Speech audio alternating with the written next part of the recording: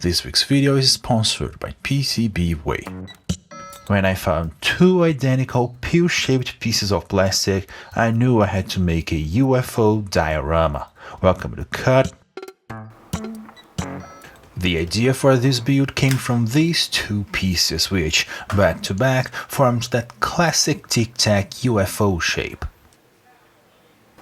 But there was one big problem with them. From the middle up, the lines weren't parallel, so I had to start by removing that entire section. I begin by working with a Dremel and a cutting bit.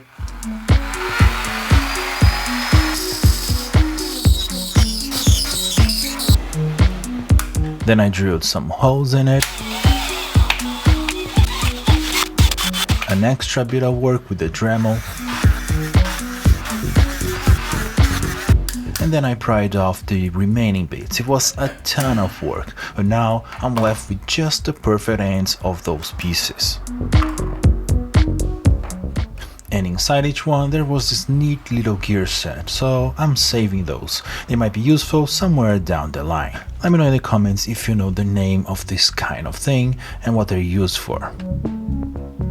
Then I needed not only to attach these two Bender's eyes together, but also to kinda extend the tic-tac shape a bit more, since I removed that entire middle section. To give myself some extra surface area, I attached a disc of acrylic to the end of each one.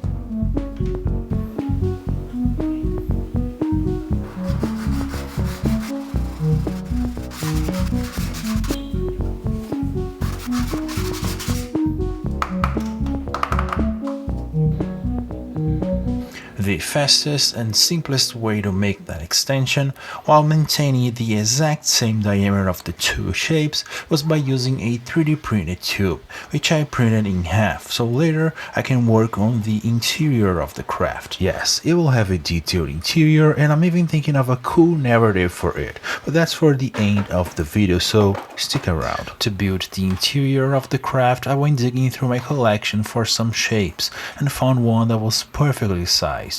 A nice base, so I could then start adding more details to it. I added some reinforcements here and there using acrylic and removed a few unwanted tabs along the way. With that, I had the perfect base for what would come next, the seat of the alien pilot. While looking for goodies, I come across a ton of broken laptops, most of them given to me by friends and family. That leads to a huge collection of keycaps and buttons, which are the perfect shapes for building seats, and that's what I did next.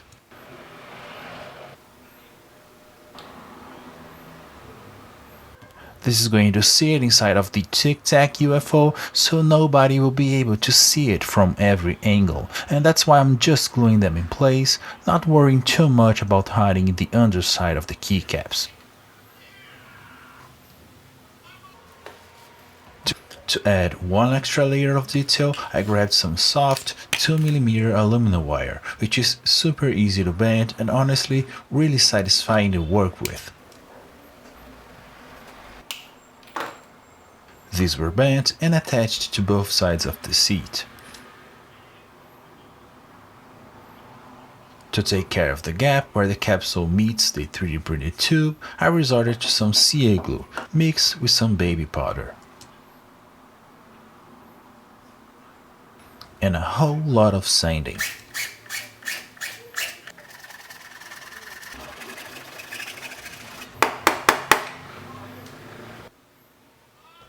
From there, I went through successive coats of primer and sanding, aiming for a perfectly smooth surface. Once I felt confident that all the interior details were in place, I attached the top section of the tube, leaving an opening to reveal the inside. That piece was also custom designed and 3D printed. And speaking of being able to design and manufacture your own parts, let's talk about this week's video sponsor, PCB Way. You guys know this channel. In every project I make, there's always at least a couple of custom 3D printed parts. Being able to manufacture exactly what I need for my builds is what helps me to take these models to the next level. And this is where PCBWay can help you. PCBWay is an online platform where you can order your own designs with a surprisingly easy workflow. They offer 3D printing services, CNC machined parts, PCB manufacturing, and a bunch of other fabrication services that are perfect for projects like this. So if you're thinking about making your own models, or maybe finally finishing that maker project that's been catching dust on your workbench, this is the moment to do it. Check the link below, and a huge thank you to PCBWay for sponsoring this week's video.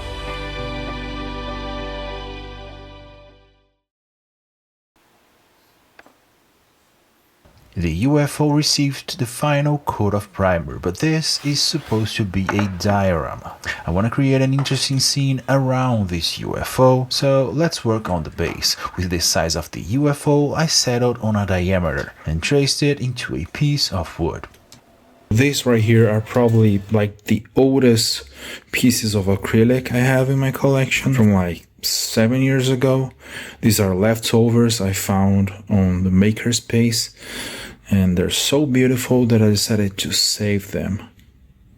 And here they are 7 years later, or maybe 8 years later, ready to be used on this project. And here's my idea. I want to use these red pieces and some extra hexagons I have to create a crazy sci-fi tiled floor for this lab scene. After gathering everything I had, I realized I wasn't going to have enough for a full coverage, so I had to get creative and improvise. I settled on a more random pattern, scattered all over the floor. If anything, these tiles will give the base a kind of chaotic rhythm, which is not a bad thing for a UFO test site. About half of the base was covered with 3 or 4 smaller laser cut hexagons, some of which, like I said, I've been keeping in my shop for almost a decade. For the other half, I went with styrene and made a much larger one.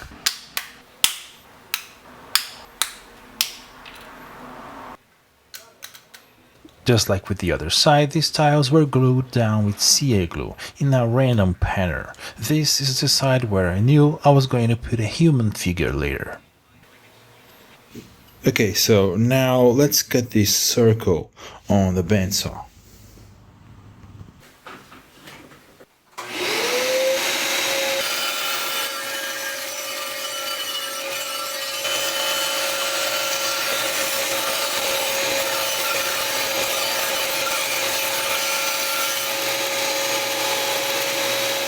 After I cut everything, I did some sanding to refine the edges and went for a quick coat of primer. Okay, so we have the UFO/UAP craft ready to be painted. We have the basic shape of the base, and we have this stand thing right here where the craft would be sitting. That stand, by the way, was made using a bunch of randomly shaped pieces of acrylic I've been saving over the years, all attached together with some CA glue. Now here's the scene I'm trying to create. I want to place a scientist right here, kind of testing and inspecting the spaceship. I want to include a ton of tools, sensors, cameras, like they're giving everything they have to figure this thing out. And to build all these tools, analysis equipment, and other lab gear, I'm going for a quick, fun junk bashing session.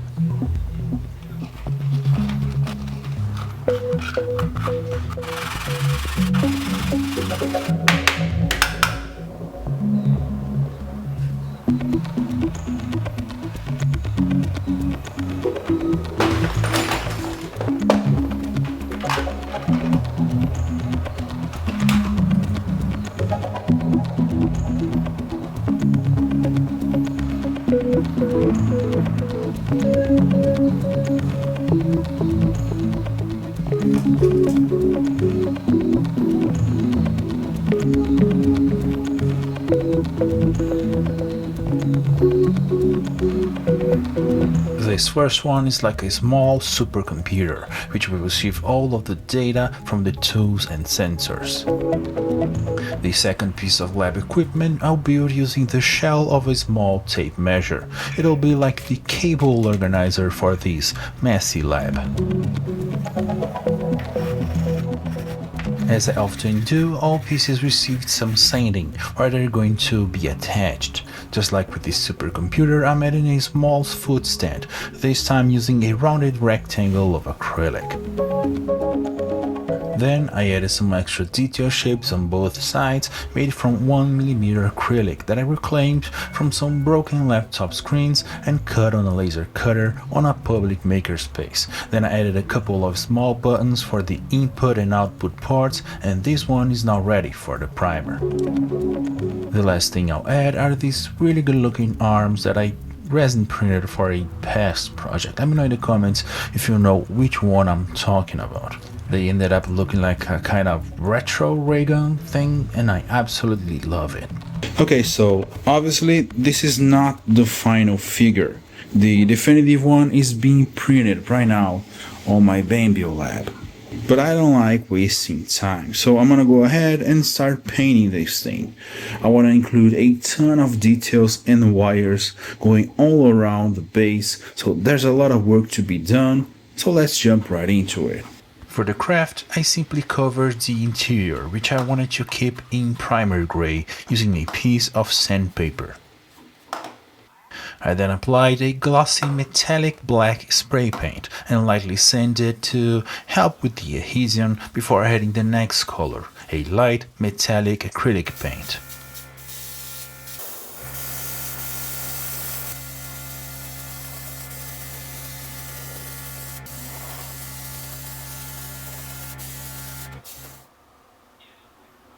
While that was setting, I started working on the base. I began with a coat of a slightly lighter, warmer gray, covering the entire surface.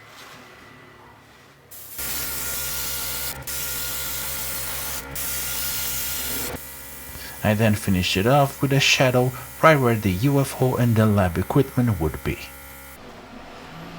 And then, once it was set, I jumped into a quick wash session.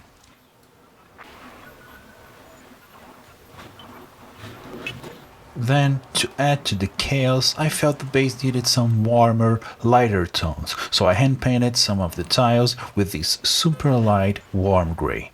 Painting with a brush over perfectly airbrushed surfaces is one of my favorite ways to add texture to models, especially in areas where perfection isn't needed. The final layer is a coat of matte varnish, but this base is still far from finished. Stick around. Once the matte varnish had set, it was ready for the next step. Okay, so years and years of taking apart some broken electronics led me to this messy collection of wires right here. I have some black ones, like this one right here, useful for most projects, but I also got some colorful ones, like these thin wires right here, which looks so good. So yeah, I'm gonna take some of those and add the last level of detail to this UFO diorama. Remember, my goal is to create a messy scene, wires going in and out everywhere, like they're giving everything they have to figure this thing out. The randomness of the tiles helps with that chaos too. They look improvised. It's like they put this lab together as fast as they could, doing the best that they could, but it's far from perfect. The clean, perfect look should belong only to the UFO itself. There's chaos going on, but there's also some kind of order within it. When it was time to choose some colorful, thin wires, I stuck to a simple color scheme. Along with the grays of the base and the yellow of the supercomputer, I went with yellow and some purple wires. They all come out from similar structures on the ground and run into similar plugs, each one placed next to that ray gun kind of thing. There will be 3 of them, all pointing to different parts of the craft. For the human in the scene, I wanted to give him some real presence, and the orange I had mixed for a previous big project felt like the perfect choice. So I gave him a bright orange overall with some dirt spots all over. And you know what? I think it's time for some beauty shots and a little story time.